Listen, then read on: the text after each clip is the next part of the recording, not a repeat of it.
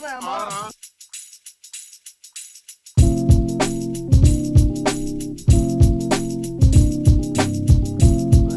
on. Yes. Sounds better. We have the exact same pair of headphones. Plug them in also. All right. Can you hear me? Yeah. All right. Can you hear me? Yeah. Okay. Are you drinking chai tea as well? But it's Delicious. the third cup I've made out of the one Oh. batch, and it's weak. Is that the hoodie? Oh, it's the jumpers. The Yeah. jumper? Whoa! We've got an exclusive. Well, I just wanted to test the product. Yeah, we'll stand up. Better turn my headphones up. Oh yeah. Wow. JB's Can't hear workwear.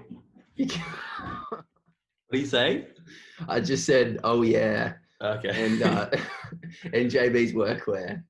Yeah, it's pretty hot in this actually. I might take it off.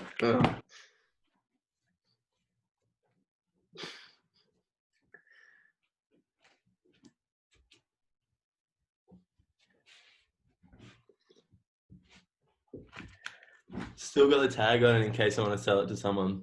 Yeah, you should. Yeah. Just don't. Yeah, I've done that before. Sold Dave's shirts that I've been wearing around for ages. Yeah. That was pre-COVID era. We live in. It's a different world now. Well, yeah. Does it look sunny where I am? There's a distinct glare. Or is it a glare? Why? Because I do trick lighting. Oh, nice. Because I've got a lamp in the exact same spot. Oh my god. I thought you were going to be doing this from the birdhouse. Well, there's no internet. Hotspot. I had to go home. I had to have lunch anyway. Oh, I don't want to waste all my. I mean, it's not like I'm desperate for data, but I don't want to waste it. So yeah, Adrienne might have a few questions for you later. Do you have any questions for me? No. Oh, good. I did jot down some notes while I was at the IGA because I think that's what Adam Buxton does on his podcast. Well, he's working at the RGA. Yeah. I was gonna ask, because I have been feverishly thinking about this ever since you said we were doing it. Yeah. This morning. Which one of us is Rick Rubin and which one of us is Andre 3000? Well, I don't want to be Rick Rubin, and I wish I was Andre 3000. Yeah. What do you think? I think that I don't think I'm more like Andre 3000 than you, but I think you're more like Rick Rubin than I am. And that's why you don't like him as much. Because he reminds me of myself. A little bit. But I'm not that. What? Because I'm a weasel. No. He's not all weasel. He's not all weasel. He's just more, he thinks objectively. Yeah. I don't think I do. I don't think I really have a very good capacity to think objectively. You act like you do. Oh, exactly. Yes. Well, the thing about Rick Rubin is, and other people who have podcasts, is that a lot of the time I listen to the podcast because I'm interested in the guest, not interested in Rick Rubin. Or sometimes the guest can, like Dave Rastovich is. I'm not heaps interested in Dave Rastovich. Yeah, I know. But he's bearable. It's mostly music ones, and I listen to them because I want to hear Andre 3000 speak, and then the host just seems overbearing and talking too much. Tell me about it. So I'm trying not to be that guy. I was thinking about podcasts, and I think, I like being alone, and there's already enough people trying to talk to me. Why would I fill up my spare time with more people talking straight into my ear holes, you know? Yeah. I've been listening to them more lately though, instead of music, like instead when I'm washing the dishes or cooking dinner, if there's a podcast I know I want to listen to, I'll put it on and it's good. Because I don't always want to listen to music. Sometimes I feel obliged to listen to music. Well, I don't feel like that. You don't feel obliged to listen to music. I used to. And? Now, well, there's a Debussy quote that I read recently. And he said, because he's like a composer. He was a composer. He's dead now. He's very dead. He's very dead. He said, listen to the words of no man, listen only to the wind and the waves. So I just, silence is good. So you can't listen to podcasts because Debussy said to listen to the wind and the waves. I think that Debussy, I am shifting what Debussy said to fit my own agenda. That's what I genuinely think. Your anti-podcast agenda. Yeah, and I wondered why I was so anti-podcast. There's probably no real reason for it, but the things that I just said surmise what I grasp to be. Well, the reason I never liked the idea of them was because I was like, you'd have to just be a real dingus to record yourself having a conversation with someone and think other people want to hear it. See, that's pretty bashful. What do you mean? I don't know. But then when you see Andre 3000, well, I do want to hear what he has to say. Definitely. Yeah. And then wait, oh no, it's just Rick Rubin talking about 80% of the time. Like that Andy Sharp one. Well, that's the thing. Like the first time you hear a few of Visha's Creative Control podcast, you are like, oh. Then you get used to him, and that's what happened to me. I want to get used to him. Yeah. Well, that David Berman one is great, and David Berman hardly did any interviews at all. I think that was his only audio interview ever. Yeah. Oh, really? Oh, except for that documentary. I don't know. Maybe not. Maybe that's wrong. It's definitely the only I think the only thing he did for the Purple Mountains release. Yeah. And they say that, like, they reference it how David said, if he decides he's like feels like doing an interview, it will be with Vish. Fuck. So there's something in that. So what makes you think people are going to want to listen to this? I don't think anyone's going to want to listen to it. So why are you doing it? Because I think I feel like I've committed to it. And you're obliged to do it just like you used to be obliged to listen to music. Yeah. I definitely used to feel like that. But I don't feel like it's bad to feel like you're obliged to do things, because I wouldn't do anything if I didn't feel like I was obliged to it. It's like a jam. When Dave jam, I'm like, well, I'm obliged to write a song because Gabe and Max are going to expect me to have one. That's just what Gareth Lydiard said about Tropical Fucks. Yeah, and that resonates with me because that's how it's been with me since we were 13. Yeah. And that is true. It to your own agenda. Well, yeah. Well, it just... Yeah. So slightly. Well, I guess me and Gaz are just inextricably linked. Yeah, I was surprised. I did listen to a podcast with Gareth Lydiard. Yeah, the one you sent me ages ago. Have you listened to it? Yeah. And how similar we were. Similar you wanted to be. Similar how I made myself feel like I was heaps similar to him. But you probably are more than the common person. Not common person. I don't need to do that. Well, he'd probably hate though the host was a fucking dingus. Yeah, wasn't it the guy out of Miami Horror or something like that? What's Miami Horror? I don't know. What's that band? I can't talk too much. I can't just talk shit on everyone. He reminds me of what's that band that we the time we played way too long on Vic on the Park. Oh. Can we name names? No, we can't name names, but he reminds me of that. Remind me what happened. Well, the story as I remember it is that Vic on the Park needs everyone to leave at 12 o'clock. E4E was, for some weird reason, supporting this semi-popular band with a cult following who made music that wasn't similar to E4E's music. And so we didn't know, I think in the back of my head, I vaguely remembered, because I had played a Vic on the Park before, that you have to wrap it up pretty quick. But we played, and we played Lake Dawn. I remember that was the last song. I think it took us too long to set up. It took a really long time. No one was watching us. We started late. We started late. No one was watching us. Yes. We ended late because the last song we played went. I think we were really enjoying that song at the time. Well, Lake Dawn's normally like 10 minutes. For a good Lake Dawn, you need to set aside about 10, 15 minutes. Yeah. I reckon that Lake Dawn was like 20 minutes. Yeah, it was a good one. I remember my guitar went horribly out of tune. I didn't have time to like tune it back up. So I just didn't play guitar. And that opened up a new realm of possibilities for that song for me that night. And we ended to no applause. And to the other band rushing on stage with glaring faces.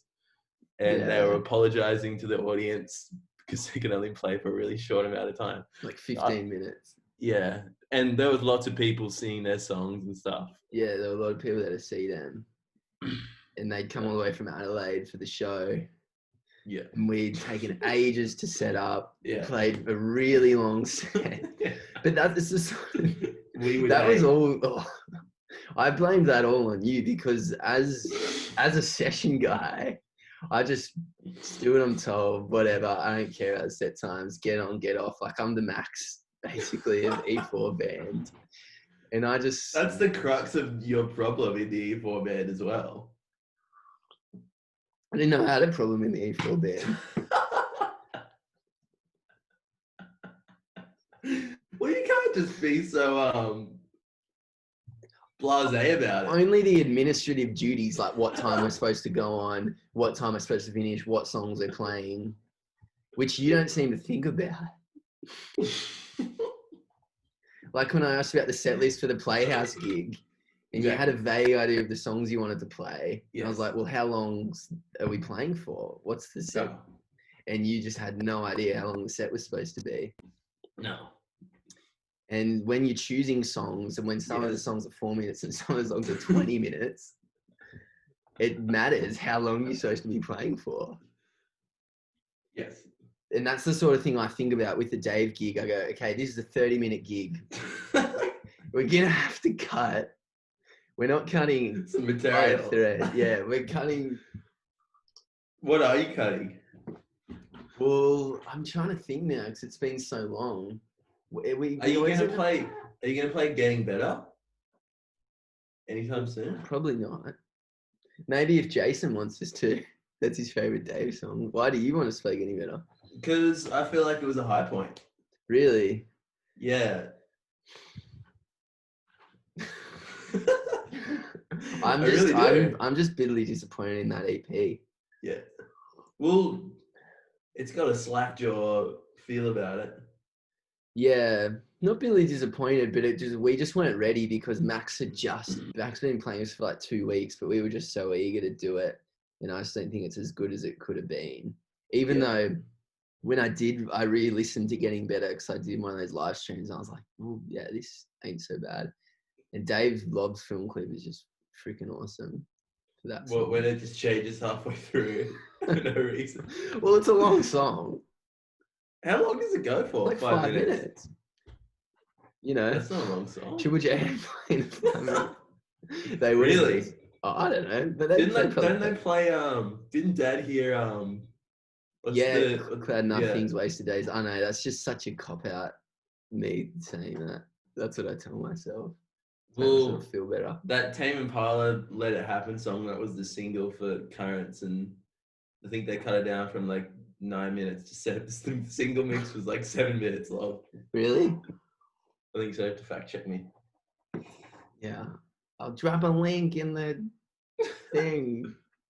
Didn't FBI take liberties with your song Silence, make it a radio edit? Yeah, they did. They just popped off that intro.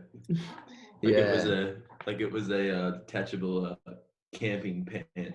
That has a pan that you can pop the handle off.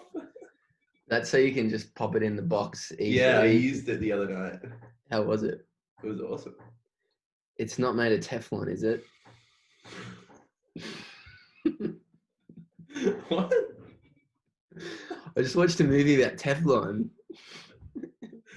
Movie. It's called Dark Waters or Dark Water, starring Mark Ruffalo, who we're really into at the moment. Mark Ruffalo, the guy and the other guys. No. With Will Ferrell. That's Mark Wahlberg with the Wahlburgers. Magic burgers. Mark Wahlberg. Why are you so into Mark Wahlberg? I'm not into Mark Wahlberg. We're into Mark Ruffalo. Mark Ruffalo's in Eternal Sunshine of the Spotless Mind. Which one is he? He's the guy, he's the technician with the glasses who's going out with Mary Jane. Oh, the dweeb. He's a bit of a dweeb. He's a cool dweeb. They smoke a doobie. Yeah. So, tell us about the Playhouse gig. Because you seem genuinely excited for that when it's hard to get excited for gigs. Like the thing on the park. Yeah. Well, I guess I'm excited because everyone has to shut up. They'll feel obliged to shut up. Yeah. And sound will be probably really encapsulating or whatever. No, is that the right word? Encapsulate. It'll be all around. There's a massive projector behind it. It's pretty much just like the archetypal perfect E4 show in theory. Yeah. Let's see, like everything that I wanted, like because when we're practicing, we do a lot of things that just get lost when we're actually playing to a drunken, fury. Drunken fury. Us, the band, or the audience? Depends if we have a way of getting the gear home. And those $15 filter jugs. That was awesome. But that was a good gig. The Lord Gladstone one, because that set can be played into a drunken fury. Yeah. Yeah. It does make you think, like, it seems like the way that what Playhouse gig is hopefully going to be is that's the way that the live show is supposed to be digested. Yeah, and I've just been doing it the wrong way and it makes you wonder what the point of going around slogging out all the pubs is. Yeah, and then that in turn gives you the Link Trio concept. Which is the songs just played by three guys. And we're just there to play the songs in their bare raw format. Yeah. Rather than something that should be done with more care or more facilities, Yeah. Well, the bare raw format for me, that's sort of like just my intuition to do it that way. Yeah, not for me though. Yeah. Recently it's the format unto which the songs get written. Yeah. So I'm leaning towards it. That's because Do we explain what the Link Trio is? No one cares. Okay. well, yeah. Tell us what the Link Trio is. I think it's more interesting you talking about what you were just about to start saying about. Which I forgot. It made me think of you writing your songs with the guitar, which you started doing for Coldstream Road, and there's songs that you can play on the acoustic guitar. Yeah. And I read a thing with Andy Schaaf for the Neon Skyline. The Schaaf man. He had been, and I assumed he just wrote them on guitar, but I think his main thing was to write on piano. Really? But he said for the Neon Skyline, he like told himself he was going to write they were all going to be songs that he would write and just be able to play and sing on just the guitar. And he said that afforded him a simplicity. Yeah. And that's similar to your experience with Coldstream Road. Well, I guess so. It's more, I recorded it more fervently. I've written the last batch of songs more fervently with just acoustic guitar. The ones that I'm about to record. Like, they're all acoustic fervently guitar. Means? With vehemence. Okay. I vehemently only use the acoustic guitar with my Zealand vehemence. Yeah. Whereas Coldstream Road was a collection of songs over a couple of years that I was writing acoustic guitar, and then towards the end of it, I wrote like 5 songs, or however many songs that made onto it that were just acoustic guitar, and then that's it's evolved into what the next thing is, which is really an offspring of Coldstream Road, which is just Raw Dog and that acoustic guitar, and they asked acoustic guitar songs, and yeah. I think with writing the songs and like over a long period of time and then a lot at the end, like 5 at the end, I think that is because you're writing and then you start, it becomes clear what it's going to be. Yes. And then once you can sort of have that vision, for some reason they come out, like it comes out easier. That's happened to me. I had the opposite experience with this last batch of songs where I lost my job.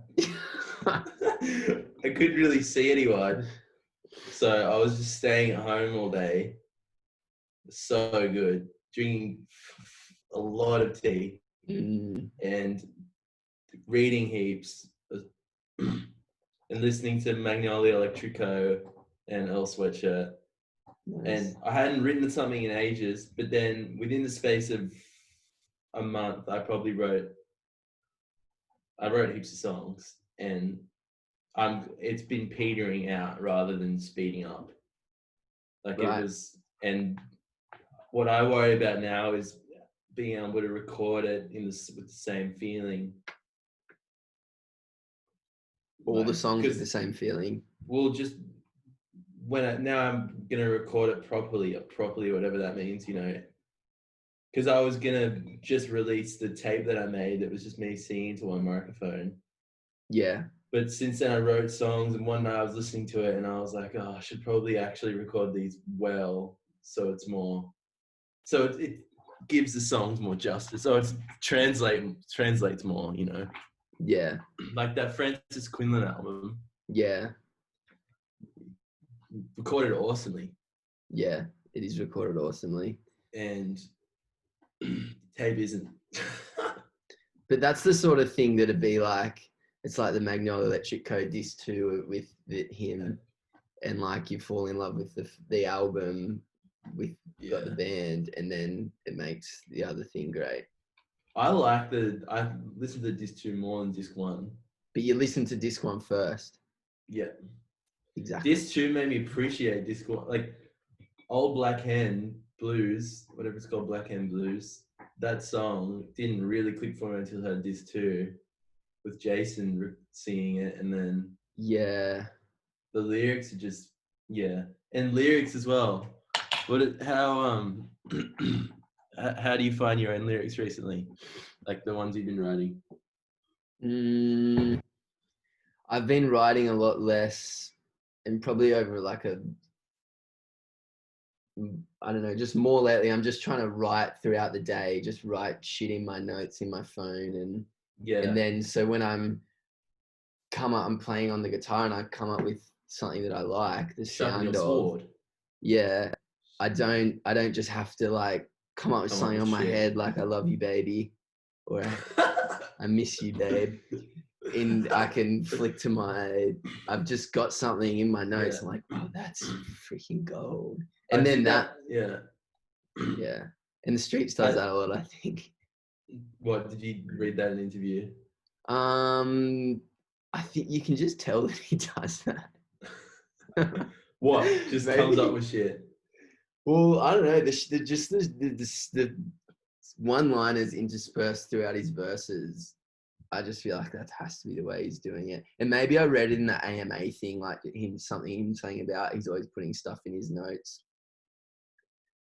But also reading a lot more poetry has helped. What have you been reading? Yeah, that was a huge thing. Well, I watched Patterson and I read Rosshold, and those things were just, that would have been a good combo. But yeah, I think that's why I wrote so much, because it was the combo of Magnolia Electrico and El Sweatshirt, and it's just started to rain a lot. So I don't know. It's just whatever that means. It was, when like when it's like at the beach where like there's waves coming to the shore, but there's also waves coming back out, like the reverberation, and they splash up like that. Yeah, that is what a good songwriting period looks like. Shit. So what's the backwash? Well, fucking El Sweatshirt and all right. It's just all the elements coming together, and that you can only have that window, that's just the window. And others, when you're writing songs other than that, it's just like, plowing on bearing a fake smile and plowing through the shit one more time, I don't know what you mean. I mean that, when you do write good songs, it's like a culmination of all these things coming together, and the song is the splash, Yeah, okay. That makes sense. Every now and then, and not that often, maybe once a year, I write a song and I'm just like, holy shit, I know this one is really special. Yeah. To me, at least. But maybe even more than once a year. And I liken it to a good surf, because you don't always have a good surf. Yeah. And it doesn't really depend on if it's like pumping. No. It's like, but like you can just have like a great, and it just like, and that's what keeps you going until the next one, basically. Yeah. I feel like that with songs. Well, yeah. So this period, this magical, I think of it as a magical period now, because I thought it was like, I've figured out that I can just write songs all the time and they're all awesome. And I thought that would go on forever. And I was writing lyrics that I just loved straight away. Yeah. Like I would like write them, and then an hour later I'd be like, oh fuck. Small some shit. And it's good when that happens. And yeah. And I was writing a lot in my book as well, and I was also reading like a fuck ton. Yeah. Which I, haven't been doing lately. I still read every day, but I don't know. It's hard to find something that you really, really like wanted. Well, I found that in a bookshop in Malmimbi. A book? A book, yeah. What book? I've actually want to read. It's a compilation. If Zen had such things as scriptures, this collection of Zen and pre-Zen writings might claim to constitute them. Shit. Here in one volume are gathered the experiences of Zen, the mind problems and the stages of awareness, together with similar teachings which are centuries older than Zen. These passages take the reader deep into everyday living towards the very source of his being. Being? So it's 4 things. It's good though. I've just been feverishly reading that, and it's creatively inducive. Yeah, you need something like that, a book that is creatively. Yeah, so I was reading Brothers Karamazov. Yeah. And that has its crests and troughs of being creatively inducive. Yeah. Peasant life in Russia was fucking dismal. It was dismal, yeah. I was like to Gully last night, like, why are they drinking so much coffee and tea in those old books? And he's like, because you have to boil the water to be able to drink it. Because it's dirty. Yeah, and then they end up dehydrating themselves even more by having the tea and coffee. Well, that's an interesting theory. I don't think it's a theory. You think Gully's an authority on the matter? I think that clean water is a relatively new thing. Yeah, I don't know. To live in a city with clean water. Like, obviously, if you live near a freshwater river, you'd have your algae that would kill it every now and again. You've got your algae. You've got your rocks. You've got your fish. Fish wazzing. Your fish waz. Nothing wrong with a bit of fishwaz. Yeah. The Zen thing is something the press have really latched onto in the that one pirate in the plethora of pirates and Happy Mag writer. Well, that one pirates guy was interested in it. Was he interested in real life? Because when I read the thing, he just felt like he was throwing Zen into it, and he wasn't really that interested in actually getting down to the nitty gritty, and that was something I was interested in doing. I don't think that I haven't actually had an interview where it feels like we're actually talking about anything yet. Because they ask you like vague questions like what inspired the album and like how am I meant to sum up something like an album in what's the right word in a catchphrase in 30 seconds of audio, Rap. Yeah. What's that word in audio? Bite. It's a bite. You don't hook in. Because, it'd be better if you got like drunk with the interview over like 6 hours. Yeah. Well, I was imagining we would get drunk when we did this. We can have part 2 tonight, 8:30. Shit. Well, you might be a returning guest. It'd be like I'm Adam Buxton. Louis Theroux keeps returning, but I think he just. My hair looks like Louis Theroux. Yes. Do you reckon you could do what? Have you watched as much Louis Theroux as I have? No. Right. You're not into Louis, and it's it's Louis Theroux. Why do you say Louis Theroux for the sake of the rhyming? I used to think it was Louis Theroux. Theroux. And it wouldn't, and I'm glad I didn't know it was Louis Theroux because then I just wouldn't have written that great line. Yes, you would have. Louis Theroux. I feel blue, and I love you. But it came to me, the first line that came to me was like, let's find another show. And because it happened, you were there when me and you and Priscilla, we started watching the freaking show with Cuba Gooding Jr. and John Travolta about O.J. Simpson. And I said, what's the use? And I remember we turned it off because it was so shit. And then I went and got in the shower. And so we just retired from the TV because of how bad it was. Well, and then I think we were like, let's turn this off. I'm gonna have a shower and we'll come back and watch Louis Theroux. Maybe we didn't actually watch the Louis Theroux. No, because I don't remember watching it with you. No.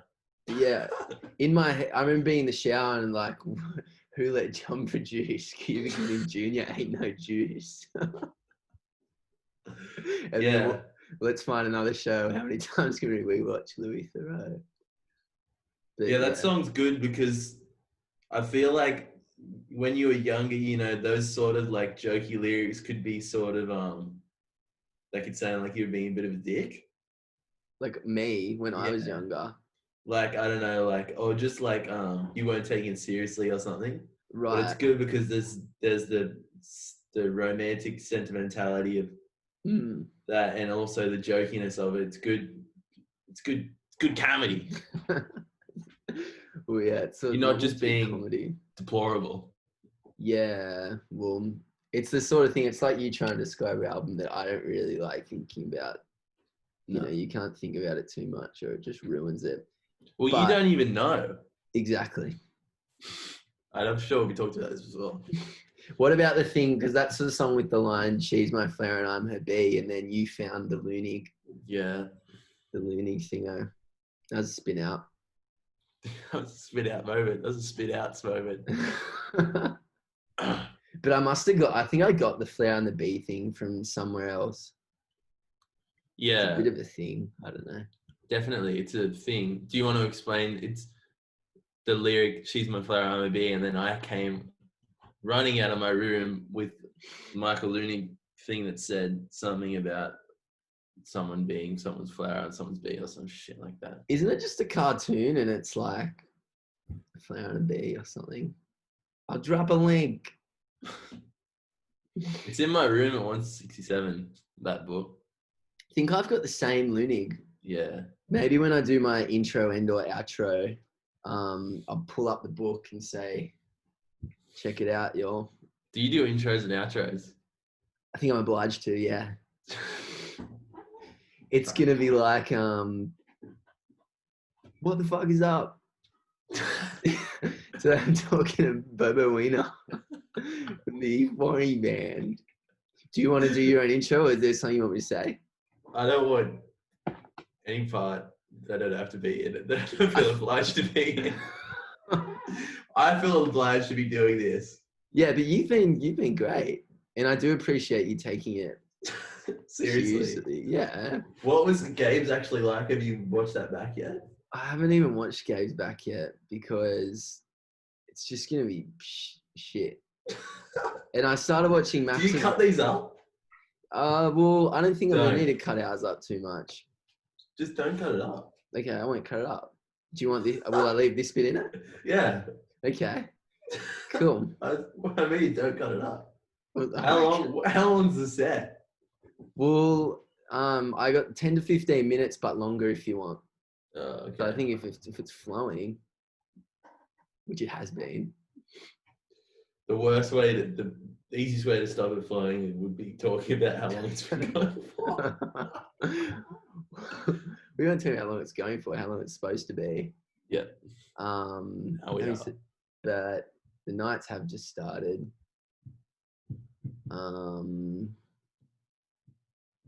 So don't really care about that because I'm gonna watch the Panthers game later. That's why I've got the nice. And I got Craig Gower here. Oh my god! You always had that? Yeah. I've got the pedestal for it. See the metal bit? Yeah. He goes on a pedestal, but one time I was going to a Knights versus Panthers game and I thought I was going to be able to get his signature, so I took the pedestal off. It's got a white bit for a signature, and then I left it in Mum's Tarago and I haven't seen it since. Really? Yeah. I hope it's still there, but I can't. In the Tarago? That was years ago, but I reckon it still might be there, just in the pocket of the passenger seat, the back pocket. Oh yeah. But yeah. That's where Dougie puts all his empty boss cans. Of our car. Yeah. Yeah. Freaking Dougie bastard.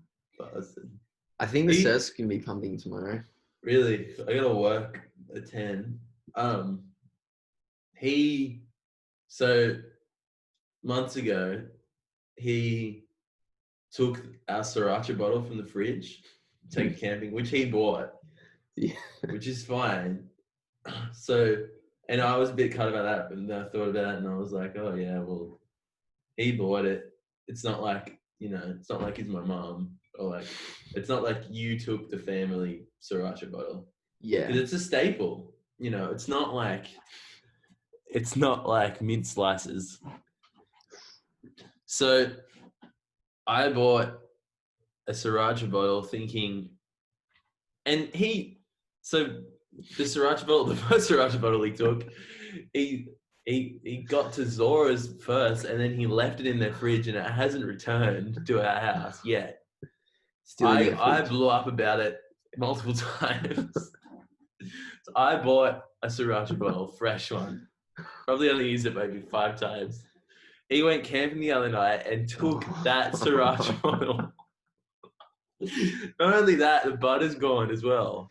But yeah, taking butters off. Sriracha is like a butter. I was gonna put it on my falafel roll. Yeah, sometimes you want that zap. I need that zap. Damn, but that's just. I'll tell you what I think though. If you did that to Dougie, he wouldn't care and he wouldn't get worked up about it. Yeah. Yeah. And that's why he does it. Doesn't really. Yeah. He just does it. It's not a big deal.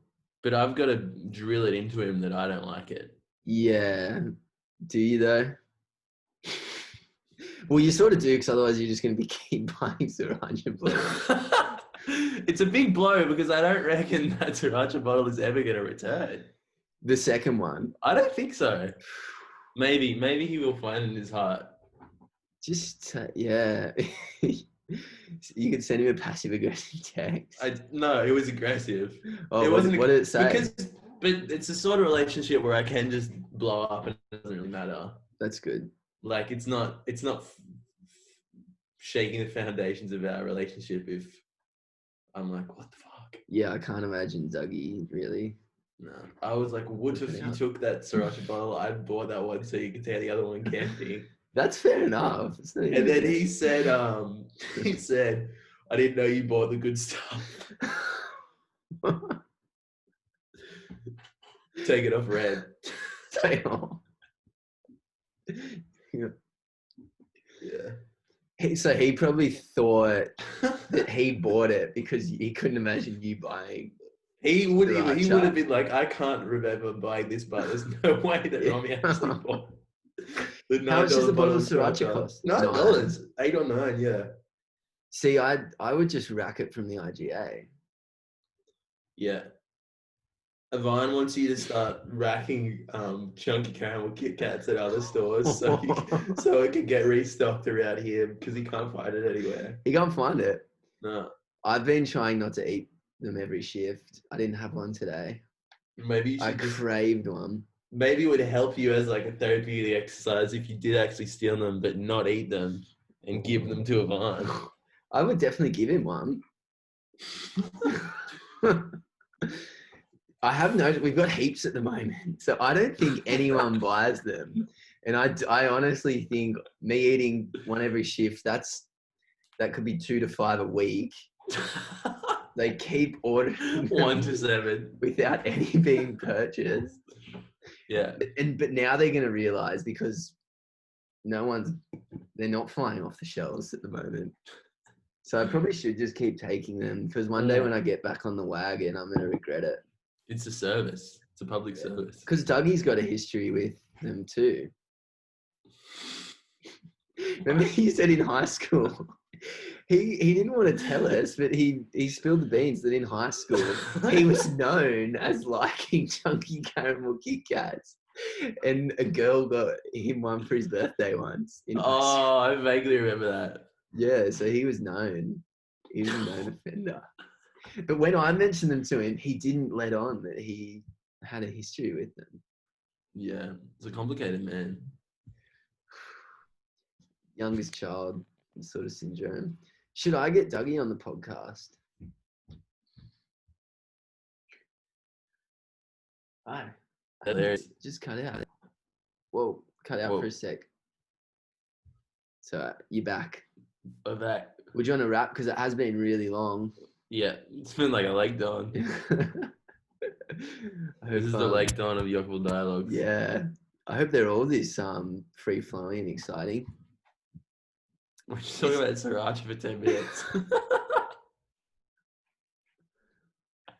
We were hitting some commercial checkpoints for a minute there. We got it fucking cranking at one point. But then, yeah, once I started venting, it was probably not the best place to vent about my sriracha.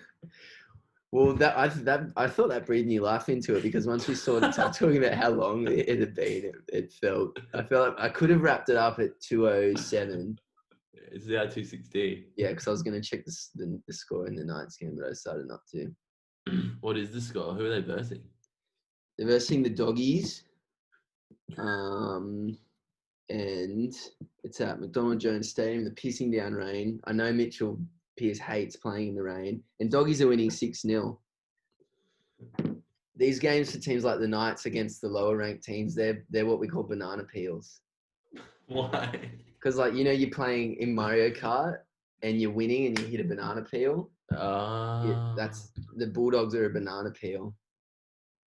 What? So if they lose to the Bulldogs, and it's the sort of you take it lightly. Knights are coming fourth. Bulldogs are coming last. Banana peels are annoying. These games, they're banana peels. You have to. Diddy would say that to us in the sheds before we played. And you just have to come out hard in the first 20 minutes, do the hard work. And then you'll demoralize them, a team like that. But the Knights haven't done that, and now they've set themselves up for a really tough day at the office, especially in these conditions.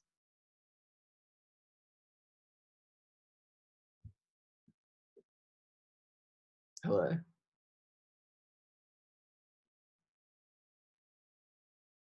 Oh, cut out.